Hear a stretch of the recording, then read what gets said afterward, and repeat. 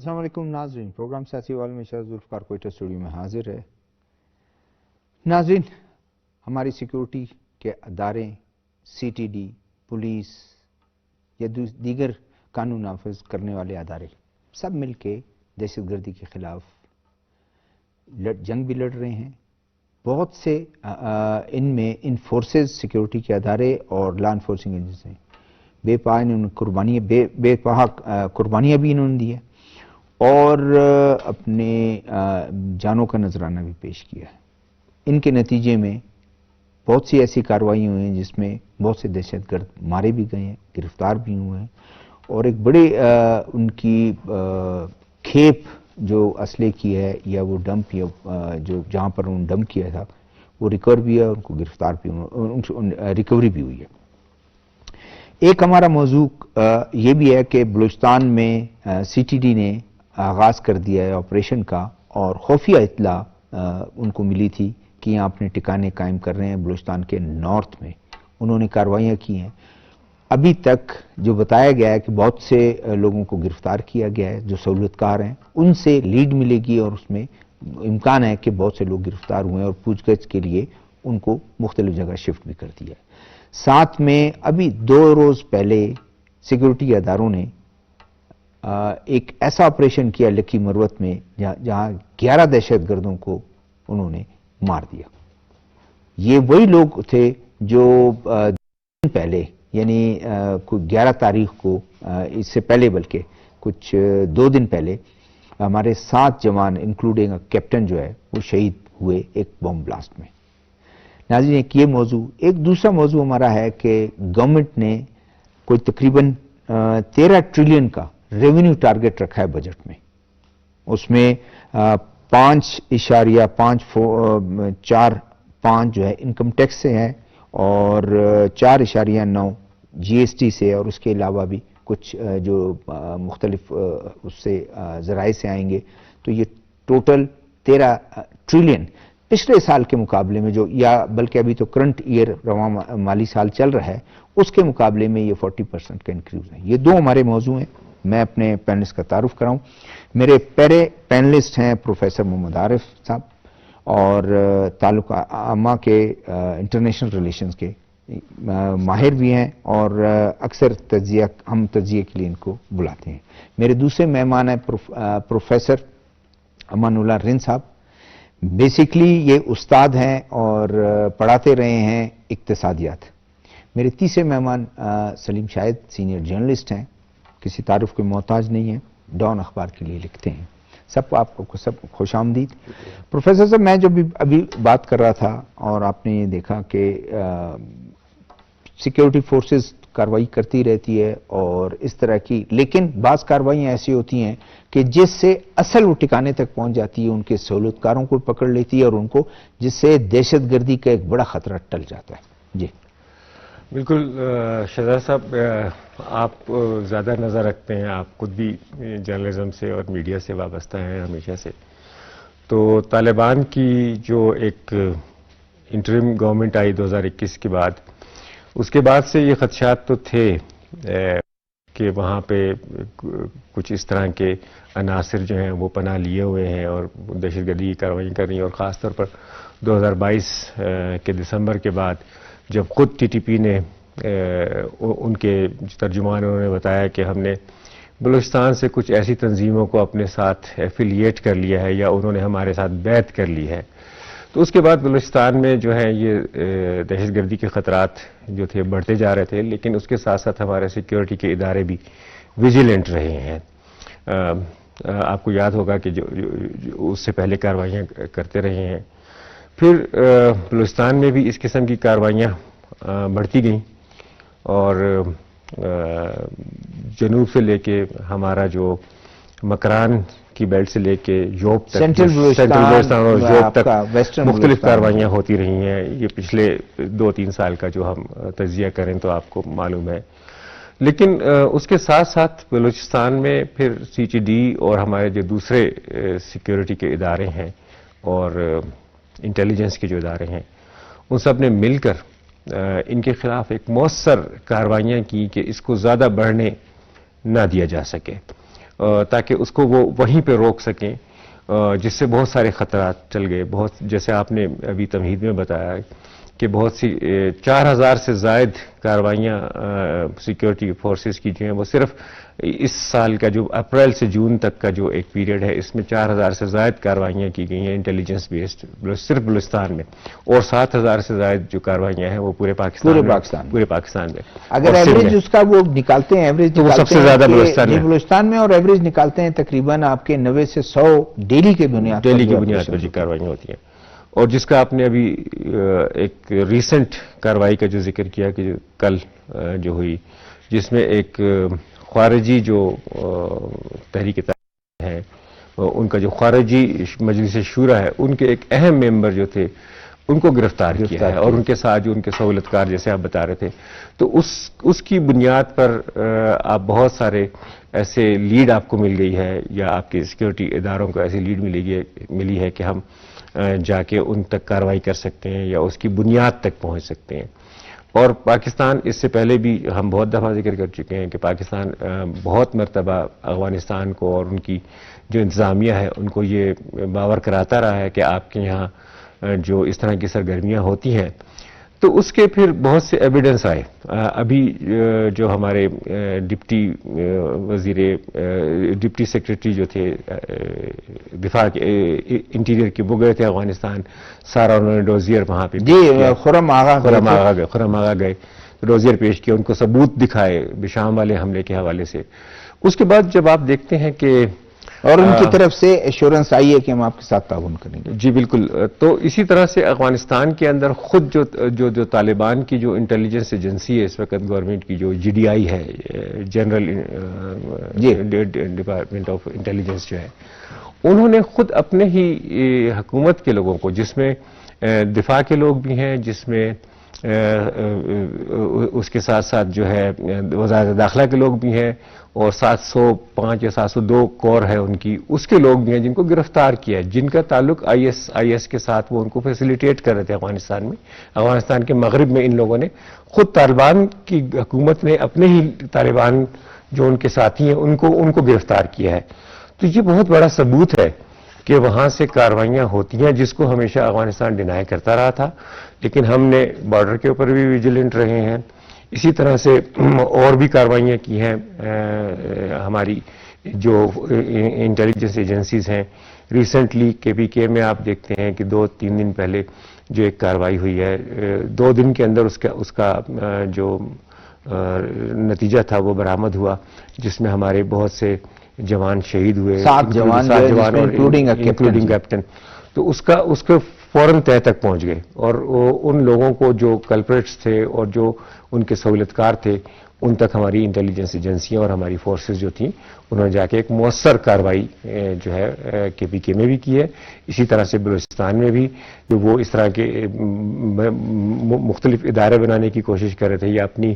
وہ ایک بیسز بنانے کی کوشش کر رہے تھے بلوچستان، تو اس کو بھی اس سے پہلے ہی انٹیلیجنس کی بنیاد پر ہم نے اس کو کور کر دیا. سلیم شاید آپ کی طرف میں آتا ہوں. آپ روزانہ کی بنیاد پر ان چیزوں کو مانیٹر بھی کرتے ہیں اور اپنے اخبار میں رپورٹ بھی کرتے ہیں. بعض لوگ اس چیز کو دیکھتے ہیں کہ جی دہشت گردی کی کارروائی ہو گئی، دہشت گردی کی کارروائی ہو، اس پہ وہ کم نظر ڈالتے ہیں کہ ہمارے جو جوان ہیں وہ خود جو اپنی جانوں کا نذرانہ بھی پیش کرتے ہیں، اور پھر کارروائیاں بھی ہوتی ہیں. ابھی انہوں نے بتایا کہ جو ریکارڈ ہے 1 مہینے میں 4000، 1.5 مہینے میں 4,500، اس طرح کا ایوریج وہ آپ کا تقریباً 100 کے قریب. بہت انفارمیشن بیسڈ آپریشن ہوتا ہے. ابھی جب واقعہ لکی مروت کا ہوا تو اس میں 48 گھنٹے میں انہوں نے کہیں لیڈ لے کر ان کے پیچھے گئے، 11 لوگوں کو انہوں نے دہشت گردوں کو انگیج کیا اور ان کو مار دیا. جی بسم اللہ الرحمن الرحیم. شکریہ. بالکل ایسا ہی ہے، اور عام طور پہ یہ خیال کیا جا رہا تھا کہ افغانستان سے امریکنز کی واپسی کے بعد جو ہے وہ وہاں پہ طالبان کی حکومت آ گئی، تو اس کے بعد خیال یہ تھا کہ پاکستان میں جو ہے وہ کچھ صورتحال بہتر ہوگی اور جو دہشت گردی کے واقعات ہیں ان میں کمی ہوگی. لیکن جیسے جیسے وقت گزرا، شروع میں تو طالبان کو خود سیٹل ہونے میں وہاں پہ کافی مشکلات کا سامنا کرنا پڑا. لیکن جیسے ہی وہ کسی حد تک سیٹل ہوئے تو اس کے بعد آپ نے دیکھا کہ پاکستان کے مختلف علاقوں میں جو ہے وہ دہشت گردی کے واقعات میں اضافہ ہوا، اور ٹی ٹی پی جو ہے جو خلعظم تنظیم ہے وہ اس تمام ان واقعات کو کلیم کرتی رہی ہے. اور اگر ہم یہ کہیں کہ اس سال جو ہے وہ زیادہ واقعات ہوئے ہیں خیبر پختونخوا میں، بلوچستان میں، اور ہاں یہ جو فرسٹ کوارٹر تھا اس میں، جی ہاں اس میں زیادہ، اس میں مطلب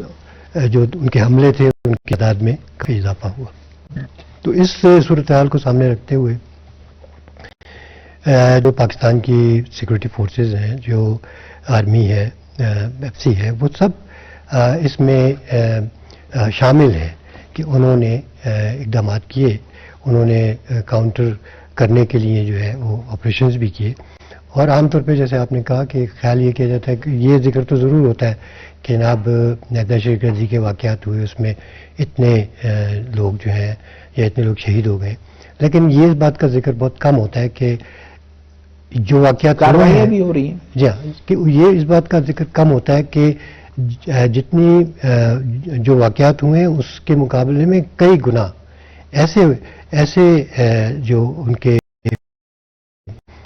حملے ہو سکتے تھے ان کو روکا. اور پھر یہ کہ ان حملوں کو روکنے کے بعد جو ہے ظاہر ہے کہ وہ بھی یہاں پر ان کی پریزنس تو ہے. اور ہم یہ بات بار بار کہتے رہے افغانستان کو کہ افغانستان جو ہے وہ، افغانستان ہمیشہ یہ کہتا رہا کہ ہم اپنی سرزمین جو ہے وہ کسی پڑوسی ملک کے خلاف استعمال کرنے کی اجازت نہیں دیں گے. لیکن میں سمجھتا ہوں کہ شاید وہاں اجازت کی بات نہیں ہے، اور وہاں پہ جو ہے وہ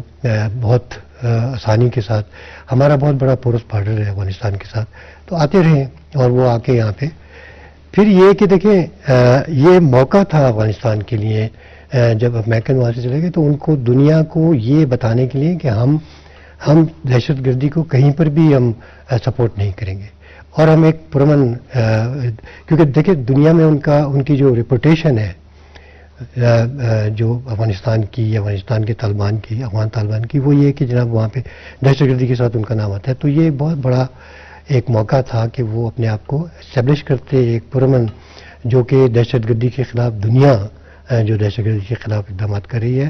ان کے ساتھ مل کر دہشت گردی کا خاتمہ کر، کیونکہ انہیں بھی دہشت گردی کا اب بھی سامنا ہے. داعش وہاں پہ آپ دیکھیں کہ وہاں پہ وہ آپریٹ کر رہی ہے افغانستان میں، اور بہت واقعات وہاں پہ بھی ہوتے ہیں. تو یہ ہے کہ جب بھی پاکستان نے ان سے کہا کہ جناب آپ کی سرزمین استعمال ہو رہی ہے، لیکن وہ اس کو ڈینائی کرتے ہیں. لیکن اب اتنے واقعات کے بعد، اتنی ساری چیزوں کے بعد، جب آپ نے ان کو جا کے بتایا، یہ ڈوسیئر آپ نے بتایا اور یہ بتایا کہ یہ ثبوت موجود ہے. آپ یہ دیکھیں کہ آپ کا ہمارا جو یوب کا علاقہ ہے، شمبازہ جو ہے، وہاں پہ یا زوب میں کوئی حملے ہوئے، آپ دیکھیں کہ ان کی میتیں جو ہیں وہ کہاں گئیں؟ افغانستان گئیں. چمن میں واقعہ ہوا، وہاں کے لوگ بھی جو مارے گئے اس میں، وہ سب کے سب. پھر یہ کہ تمام اداروں کے درمیان ایک کوارڈینیشن ہے ابھی اس وقت کہ وہ چاہتے ہیں کہ دہشت گردی، اس لیے کہ دیکھیں پاکستان بہت زیادہ متاثر ہو رہا ہے، پاکستان کی ڈیولپمنٹ متاثر ہو رہی ہے اس سے، پاکستان میں جو غیر ملکی سرمایہ کاری ہے وہ متاثر ہوتے ہیں. ظاہر ہے دہشت گردی کا بڑا گہرا تعلق ہے. اب آپ یہ دیکھ لیں گے جو وہاں پہ بھی شانگلہ میں وہاں پہ جو واقعہ ہوا تھا چائنیز کا، تو بہت بڑا ایک واقعہ تھا وہ، اس کا ایک نیگیٹو جو پیغام ہے وہ گیا، لیکن پاکستان کی حکومت نے اس کو بڑا اچھا ٹیکل کیا. اور پھر یہ کہ جو لوگ انوالو تھے اس میں تو دیکھیں نا، اب یہ پروفیسر صاحب بیٹھے ہیں، ان میں تو یہ ہوا کہ جب دورہ تھا پرائم منسٹر کا میاں شہباز شریف کا، اس سے پہلے ہی انہوں نے خرم آغا گئے جو انہوں نے ذکر کیا، جا کر ان سے گفتگو. اس سے پہلے وہ ہمیشہ ڈینائی کرتے رہے، الٹا الزامات لگاتے رہے. پہلی دفعہ یہ ہے کہ انہوں نے مانا اور کہا کہ ہم بالکل آپ کے ساتھ. بالکل دیکھیں، اس لیے کہ دیکھیں کیوں ایسا ہوا کہ افغانستان نے بھی اس بات کو تسلیم کیا، کیونکہ افغانستان میں بھی آپ دیکھتے ہیں کہ چائنیز جو ہے ان کی انویسٹمنٹ، اور اگر یہ تاثر اور یہ بات ثابت ہو کہ افغانستان سے ہی جو ہے لوگ آ کر جو ہے وہ اس میں ملوث ہیں، اور ٹی ٹی پی نے بھی اس کو ڈینائی کیا، لیکن پھر کس نے کیا؟ لیکن جو سارے ثبوت ملے ہیں، جو ٹریس کیا گیا ہے پاکستان کی ایجنسیوں نے، وہ وہیں سے اس کا کھرا وہیں سے ملا ہے، وہیں سے لوگ جو ہے آئے ہیں، انہوں نے آ کے جو ہے وہ وہاں پہ چائنیز کی گاڑی کو جو ہے نشانہ بنایا، جس میں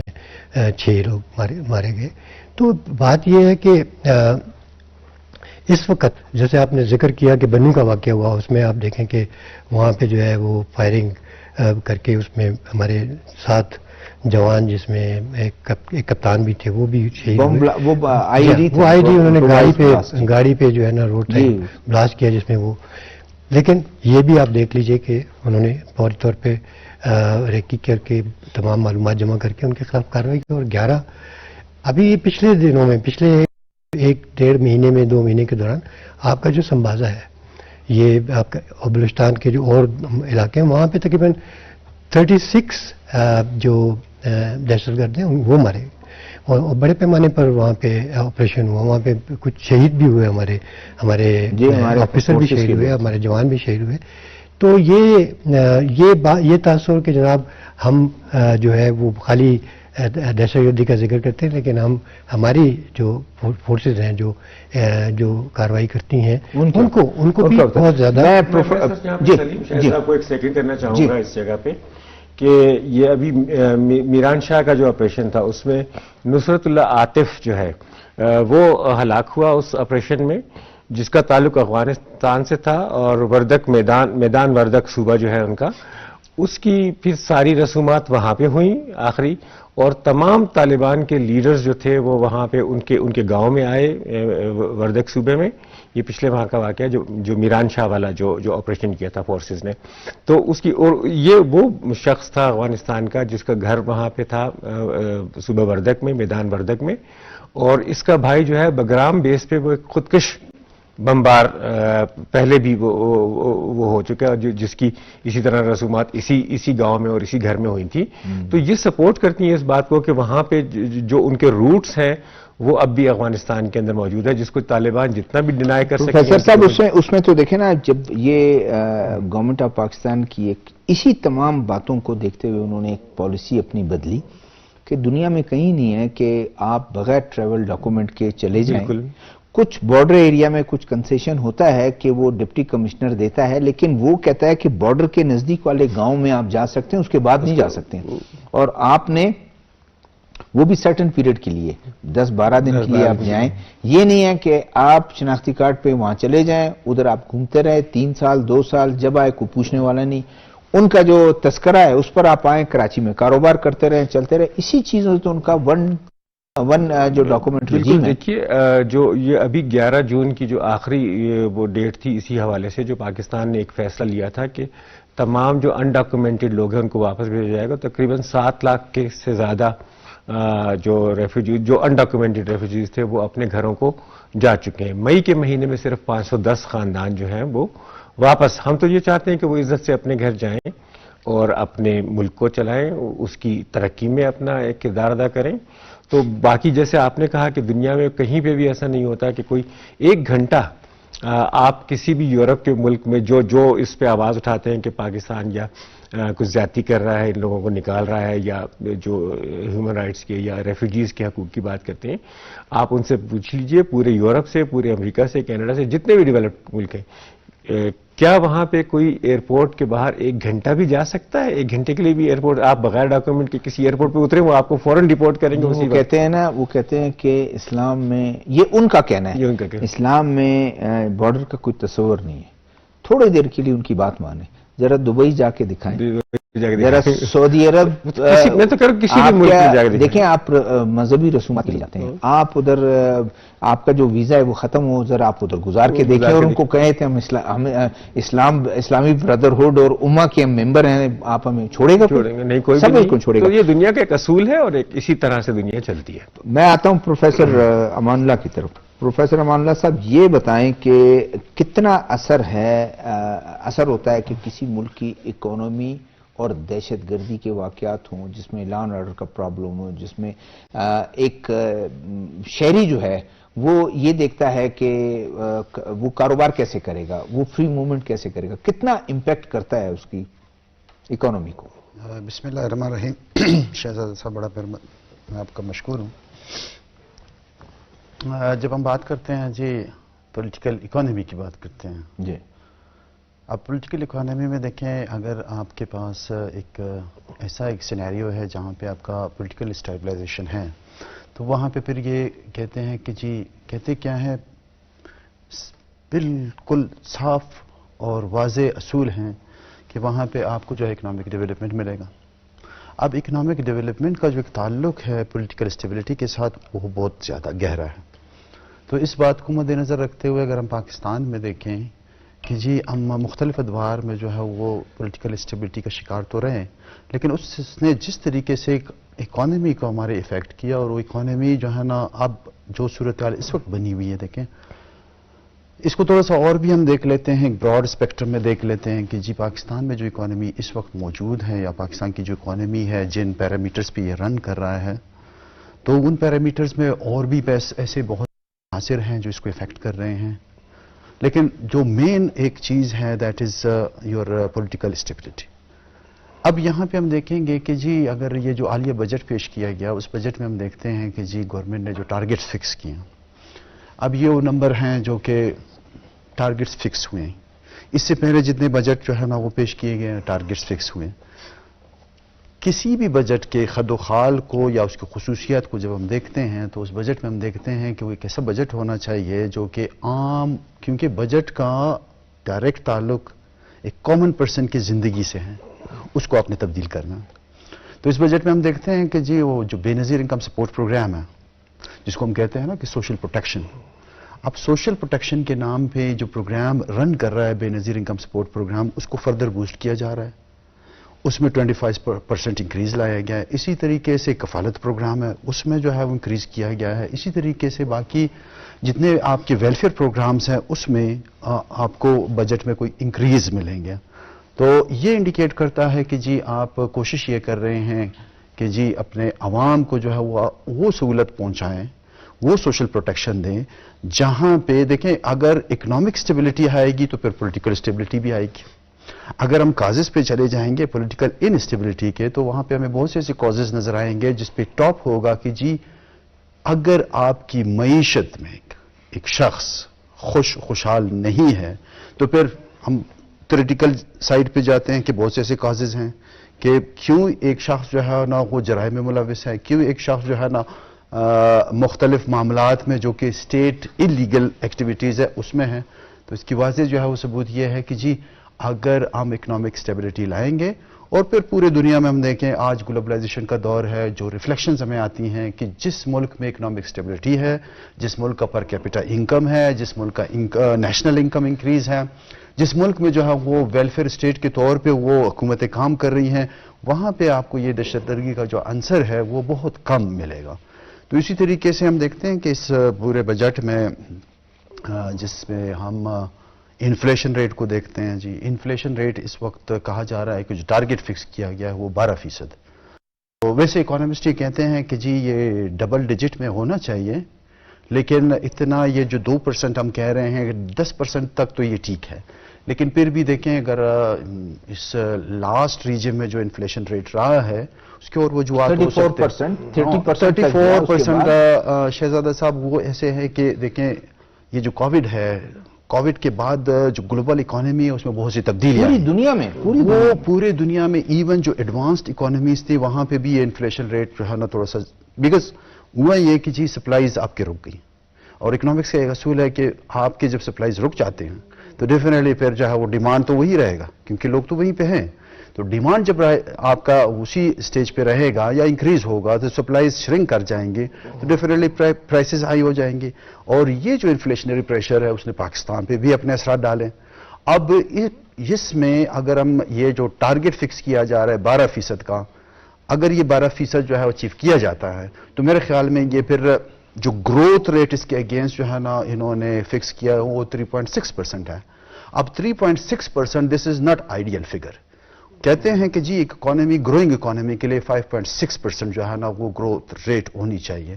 تو ہوپ فلی لیکن میرا سوال آپ سے امان الدین صاحب یہ ہے کہ آج کے حالات میں دیکھیں نا हालात बिल्कुल ठीक हों, आपके बेरोजगारी का बिल्कुल बहुत ही कम वो हो, और इंडस्ट्रियल जो है वो इंडस्ट्रियल सेक्टर जो है बूम कर रही हो, और ये तमाम चीजें हों, उस वक्त अगर इस तरह का बजट आप करें तो लोग जरूर कहेंगे। लेकिन आज के इस मुश्किल हालात में जहां पिछली हुकूमत जब आई तो कोई शायद तैयार ही नहीं था कि हम हुकूमत को, ये एक मेरी पॉजिटिव वो है कि पीपल्स पार्टी ने इवन ज्वाइन नहीं किया हुकूमत को, उसने वो देख रहे थे, ये जो एनालिस्ट है वो कहते हैं कि वो देख रहे थे कि जाएं बढ़े किस तरह करते हैं उसके बाद कर। अब शायद कॉन्फिडेंस थोड़ा सा रहा, एक 6 महीने के बाद कॉन्फिडेंस बढ़ भी जाएगा इत्यादि पार्टियों की, वो कहेंगे नहीं ठीक सिमत में जा रहे। जी देखिए, जहां तक पीपल्स पार्टी की बात है, और डेफिनेटली नहीं, मैं ओवरऑल बात कर रहा हूं, मैंने ऐसी बात की ओवरऑल देखा जाए जी, आज के हालात, मेरा बुनियादी सवाल ये था कि आज के हालात में इस तरह का बजट पेश करना, ज़ाहिर है इससे बढ़कर क्या कर सकते हैं। देखिए, जहां तक इस बजट की बात है, इस बजट के पैरामीटर्स को देखें या इस बजट के खुसूसियात को हम देखें तो और उधर IMF खड़ा हुआ है। जी हाँ, ये बजट ये कह रहा है कि जी हम मुख्तलिफ जो सेक्टर्स हैं उनको टैक्स नेट में लाना चाहते हैं। तो ये एक बहुत बड़ी अच्छी बात है, पॉजिटिव बात है। बहुत से ऐसे टैक्स सेक्टर्स हैं जो टैक्स एग्जेम्प्टेड हैं। फॉर एग्जांपल, अभी ये जो फिक्स इनकम ग्रुप है जिसको आप सैलरीड ग्रुप कहते हैं, ये बेचारे तो टैक्स पे कर रहे हैं, लेकिन इसकी अगेंस्ट बाकी सेक्टर्स है, जैसे कॉर्पोरेट सेक्टर है, एग्रीकल्चर एक बहुत बड़ा सेक्टर है पाकिस्तान में, एग्रीकल्चर और लाइफ स्टॉक का बहुत बड़ा सेक्टर है। रियल एस्टेट को आप ले लें, आप कॉर्पोरेट सेक्टर को ले लें, आप IT को ले लें, आप दूसरे जो सेक्टर्स इस वक्त जो जदीद इकोनॉमी के जिसमें वो ग्रो कर रहे हैं, और डेफिनेटली एक नई मार्केट जो डेवलप हो रही है, उसमें अगर आप उनका शेयर देखें इन टैक्सेशन तो बड़ा जो है वो मीगर है, बड़ा कम जो है ना वो वहाँ पे इस नेट में मौजूद है। बल्कि एग्रीकल्चर को अगर आप देखा जाए, देखें एग्रीकल्चर में इसमें कोई शक नहीं है जी, एग्रीकल्चर जो है ना कोविड में इफेक्ट हुआ, एग्रीकल्चर लाइव स्टॉक इफेक्ट हुआ। और दूसरी एक बात शहजादा साहब मैं आपको कहूं कि 2022 में जो ये सैलाब बलूचिस्तान में और फिर पूरे पाकिस्तान में जिस तरीके से हुआ, तो उसने भी बड़ा इफेक्ट किया आपकी इकोनॉमी को। जी अभी आप देखें 2022 में हम तो कोविड के असरात से आप निकले नहीं थे, उसके जो इकोनॉमी पर इफेक्ट, उसके बाद फिर ये अभी अगर हम देखें कि जी अगर लाइव स्टॉक के फिगर्स को देखा जाए तो 5 लाख से ऊपर जो है ना वो हमारे जानवर जो है सिर्फ बलूचिस्तान में मुतासिर हुआ। वाइज आप देखें तो लाखों जानवर जो है उससे मुतासिर हुए। फिर इसी तरीके से आपके जितने भी इंफ्रास्ट्रक्चर है, जो देखिए एक तो आप थर्ड वर्ल्ड कंट्रीज हैं, आपकी अपनी इकोनॉमी है, एक छोटी सी बजट है जिसमें आप इंफ्रास्ट्रक्चर डेवलप करते हैं, और जब खुदा ना खास्ता ऐसे आफात आते हैं, कुदरती आफात, जिसमें आपके सैलाब की वजह से जो है ना वो आपकी ब्रिजेस, आपका रोड इंफ्रास्ट्रक्चर, आपका कम्युनिकेशन सिस्टम, आपका जो ह्यूमन रिसोर्स है, वो आपका एग्रीकल्चर सेक्टर जब इफेक्ट हो जाता है तो इसका मतलब है कि आपने दोबारा फिर शुरुआत करनी है। अब आप वो जो डेफिसिट है उसको पूरा करेंगे या फिर आप अपने इकोनॉमी की ग्रोइंग की तरफ चल। ये जो 3.6% ग्रोथ रेट रखा गया है, इसके पीछे लॉजिक ये है कि आप क्योंकि अभी सैलाब से मुतासिर हुए हैं, वहां पे भी डेफिनेटली आप PSDP का जो है ना एक बहुत बड़ा पोर्शन, या फिर अगर आपको याद हो वजीर आजम शहबाज शरीफ जो है वो जेनेवा गए, पिछली जो हुकूमत थी, और वहाँ पे जो है एक डोनर कॉन्फ्रेंस हुई जेनेवा में, जेनेवा कन्वेंशन में जो कमिटमेंट्स की गई हैं सेक्टर वाइज पाकिस्तान में, तो पाकिस्तान में एंड देन डेफिनेटली बलूचिस्तान में भी वो कमिटमेंट्स मौजूद हैं। अब लाजमी बात है वो कमिटमेंट्स हैं वो with the passage of time आएंगे, और वो उनका दौरानिया है कोई 6 साल के करीब। तो 6 साल के दौरान हम इंतजार करेंगे या हम अपनी इंफ्रास्ट्रक्चर डेवलप करेंगे, तो उसमें भी जो आपके पास एक डेफिसिट आ रहा है और फिर ग्रोथ रेट आ रहा है, तो बहुत से ऐसे फैक्टर्स हैं, मामिल हैं जिसने इस ग्रोथ रेट को। मैं आता हूं आपकी तरफ सलीम शाह। देखिए, जो गवर्नमेंट के मेजर्स हैं वो तो अपने तौर पर, जैसे इन्होंने इशारा किया कि रिटेलर्स का उन्होंने एक बजट में उन्होंने कहा कि भाई टैक्स अभी आपने देना है।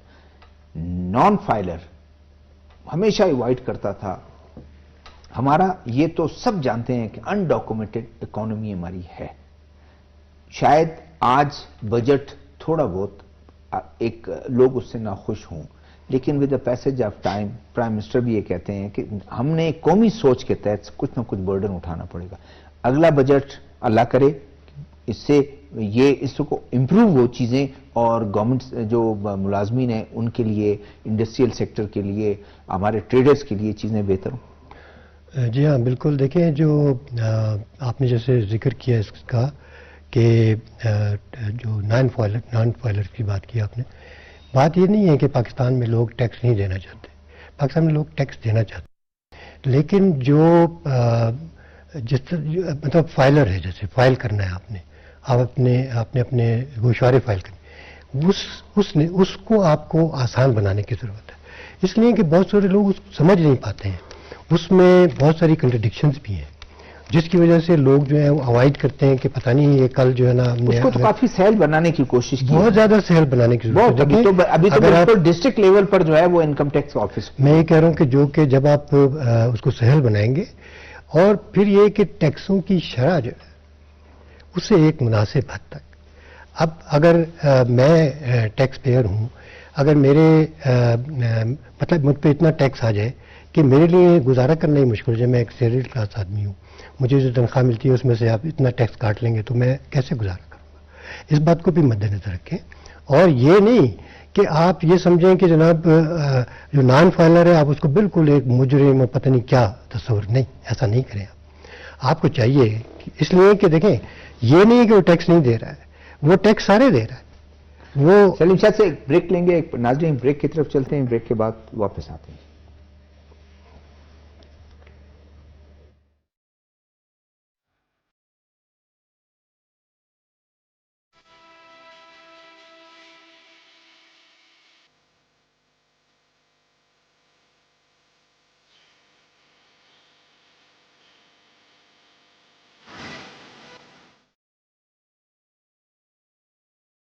دیر نہ کرنا, آخری تاریخ آ رہی ہے. افراد, ایسوسی ایشن آف پرسنز اور کمپنیز یاد رکھیں, ایڈوانس انکم ٹیکس کی چوتھی سہماہی قسط جمع کرانے کی آخری تاریخ 15 جون 2024. آج ہی اپنا ایڈوانس انکم ٹیکس جمع کروائیں اور جرمانے اور قانونی کارروائی سے بچیں. ٹیکس ادا کریں, اپنے لیے, پاکستان کے لیے.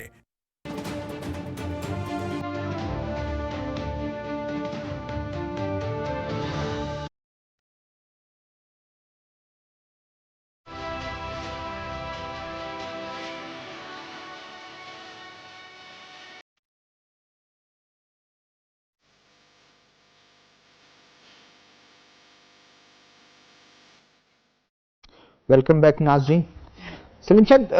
ابھی جو آپ بات کر رہے تھے بالکل آپ ٹھیک کہتے ہیں, لیکن دیکھیں گورنمنٹ کی ایفرٹس ہیں, یہی جو سیلریڈ کلاس ہے جس کو ہمیشہ شکایت کرتی تھی کہ بھائی ہم تو ٹیکس ہم سے تو کاٹ لیتے ہیں آپ, باقی جدھر آپ نے جو ہے جیسے ریئل اسٹیٹ ہے, ایگریکلچر, اکثر ہم ذکر کرتے ہیں, ابھی انہوں نے امان اللہ صاحب نے بھی یہ ذکر کیا کے پاس جو ہے وہ 5,000 ایکڑ 10,000 ایکڑ ہے, کوئی اس سے پوچھتا بھی نہیں ہے, اور اس کو اگر وہ کرے تو کہیں کہ جی غریب ہاری. بھائی غریب ہاری کیا, کروڑوں روپے آپ کو سال کا آتا ہے. ہاں یس,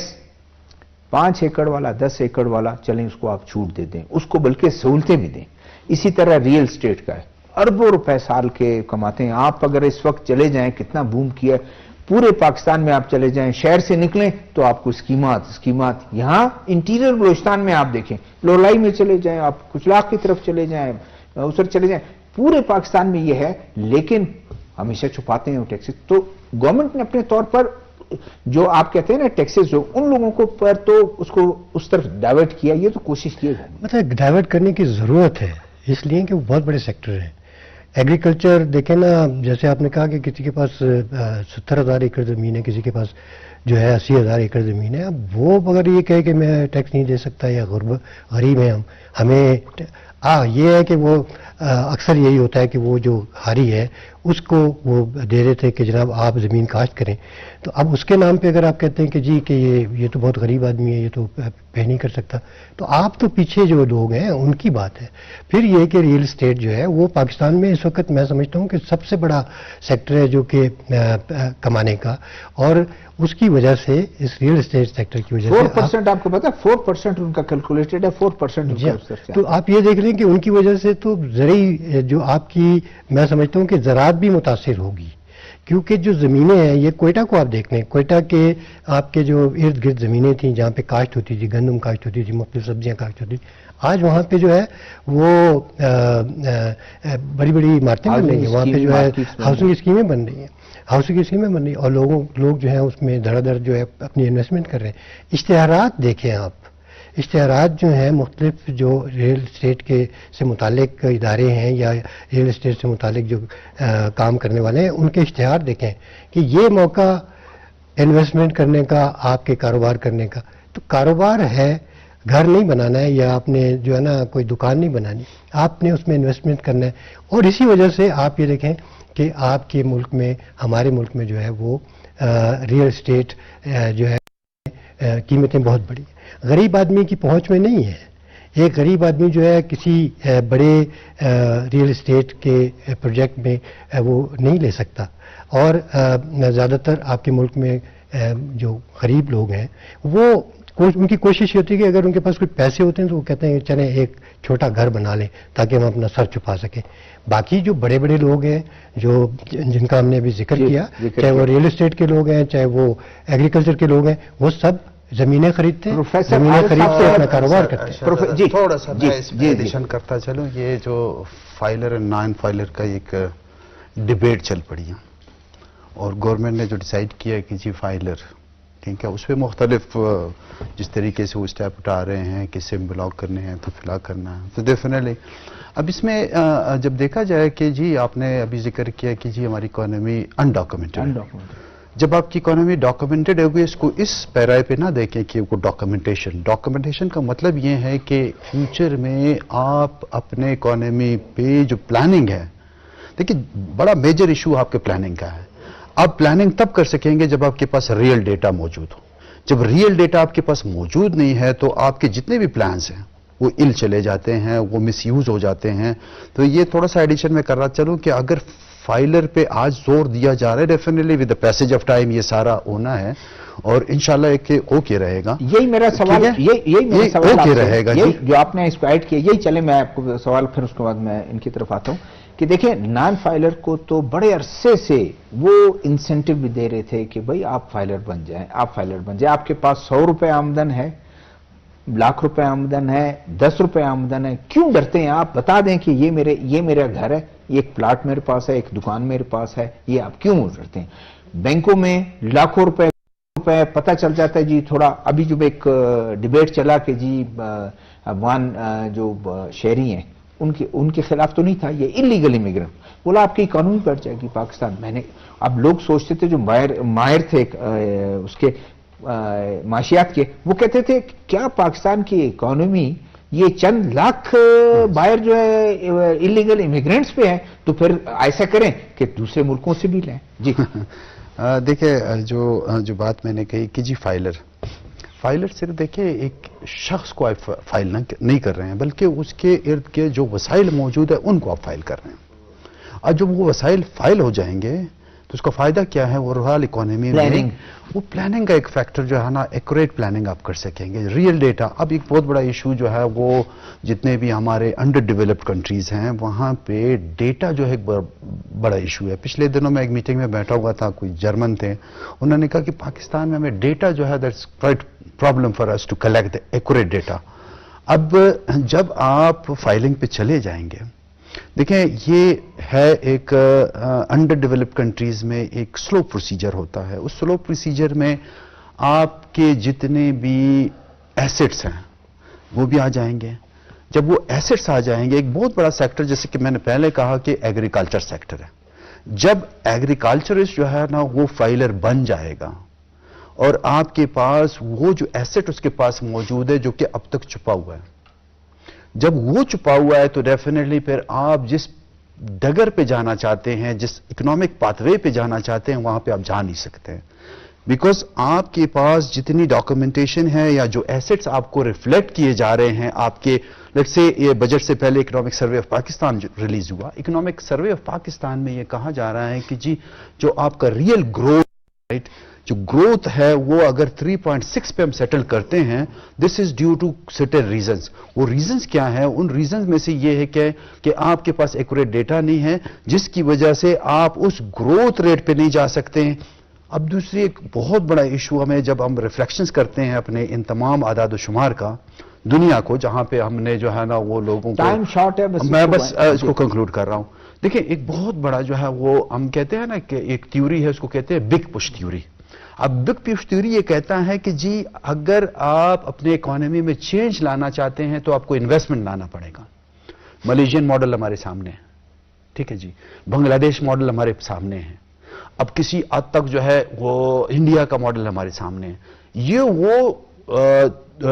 اکانومیز ہیں جو بگ پش تھیوری پہ جا رہی ہیں. تو انویسٹمنٹ کہاں سے آئے گی؟ That is the foreign investment. Foreign investment تب آئے گی جب اس کے آپ والی بات ہے کہ جی ڈاکومنٹڈ اکانومی. اگر ڈاکومنٹڈ نہیں ہے تو انویسٹمنٹ نہیں آئے گی. ٹھیک ہے, میں پروفیسر آصف عارف صاحب ویسے تو انٹرنیشنل ریلیشن کے ماہر ہیں, تھوڑا سا آج ہم ان کو اکانومی کی طرح ایک ابھی ریسنٹلی خبر بھی آئی ہے اور تمام ٹی وی چینلز پہ پرائم منسٹر کا ایک بڑا اقدام, انڈسٹریلسٹ جو ہماری جو انڈسٹری جو ہے وہ سیکٹر تھوڑا سارا ایک اس کو شکایت تھی کہ بجلی ہمیں جتنی مہنگی ملتی ہے تو پھر آگے ہم کمپیٹ کرنا بڑا ایک مشکل ہے. بڑا اقدام یہ کیا آیا کہ 10 روپے انہوں نے کم کر دیا اور ایک اسٹیمیٹ کیا گیا جو ہمارے انڈسٹریل سیکٹر جو ہیں جن پر بوجھ تھا 200 ارب کا, یہ 200 ارب کا ان کو ایک ریلیف ملا ہے جس سے وہ کریں گے اور ان کے لیے ایک کافی بہتری ہے. بالکل صحیح بات آپ نے کی کہ انڈسٹریز کی جو گروتھ ہونے کی بجائے ہم ڈکلائن کی طرف جانا شروع ہوئے تھے پچھلے کئی سالوں سے, اور اس کی سب سے بڑی وجہ جو تھی وہ انرجی کا کرائسس ہے اور اس کے علاوہ اور فیکٹرز بھی ہیں. پاکستان میں جیسے انہوں نے کہا کہ ہمیں ایک نیٹ ورک جو ہے ٹیکس کا بڑھانے کی ضرورت ہے. بیسیکلی جو یہ باتیں ہو رہی ہیں نیٹ ورک بنانے کی کوشش کر رہی ہے, اور 3.6 جو جی ڈی پی کی جو بات کی میں اس کو ان چیزوں کو سارا وہ مطلب کنکلوڈ کرنے کی کوشش کر رہا ہوں کہ جب آپ 3.6 پہ لے کے جائیں گے مطلب یہ ہے کہ آپ کا every state of population must get the benefit of your G D P, کہ جب جی ڈی پی بڑھتی ہے تو آپ کے جو عام آدمی ہے اس کے اوپر اس کی ریفلیکشن ہے, اور اس کی جب حالات بہتر ہوتے ہیں اور ٹیکس نیٹ ورک آپ کا بڑھتا ہے, جب جتنی بھی کوششیں کی جا رہی ہیں کہ آپ کے ٹیکس نیٹ ورک, اور یہ والا جو خصوصاً ایشو ہے اس سے کم از کم ایکسپورٹ ہماری بڑھے گی, اور فارن انویسٹمنٹ کے لیے پھر وہی فیکٹر آ جاتے ہیں اس میں, انٹرنیشنل ریلیشن آتی ہے کہ آپ کے ریجنل حالات کیسے ہیں, آپ کے یہاں ٹیررزم, آپ کا جو پولیٹیکل سسٹم ہے, اور ایکسپورٹ اگر بڑھتے ہیں تو آپ کو فارن ایکسچینج پرابلم جو ہے وہ نہیں ہے. بالکل صحیح بات ہے, بالکل. ایکسپورٹس تو سب سے جان ہے نا, آپ کا جو بیلنس آف ٹریڈ ہے یا جو ڈیفیسٹ ہے آپ کا ٹریڈ کا وہ ایکسپورٹ نہ ہونے کی وجہ سے ہی ہوتا ہے نا. جتنے ہم پہ قرضے چڑھتے جا رہے ہیں یا جو ہمارا خسارے کا بجٹ آتا ہے ہر سال, اس کی وجہ یہی ہوتی ہے کہ آپ جو ہے ایکسپورٹرز کو جب تک آپ بوسٹ اپ نہیں کریں گے تو آپ کا بیلنس آف ٹریڈ جو ہے وہ آپ کا ڈیفیسٹ میں جائے گا اور پھر آپ کے لیے مسائل بڑھتے جائیں گے. تو ہمارا مطلب یہ ہے کہ یہ ایک کم از کم بجٹ کے بعد ایک اچھا اقدام ہے کہ آپ نے اس کو 10 روپے کے پر یونٹ جس کا 200 ارب ان کو کم از کم ایک فائدہ جتنا ریلیف دیا جائے. ظاہر ہے کہ آپ نے اگر اپنی ایکسپورٹس بنانی ہے اور اپنی انڈسٹری کو بچانا ہے تو پھر اس طرح کے اقدامات کرنے ہوں گے. ٹھیک ہے سر, ایک سینٹنس بس میں پھر lesser the cost of production more the export. Thank you جی, تھینک یو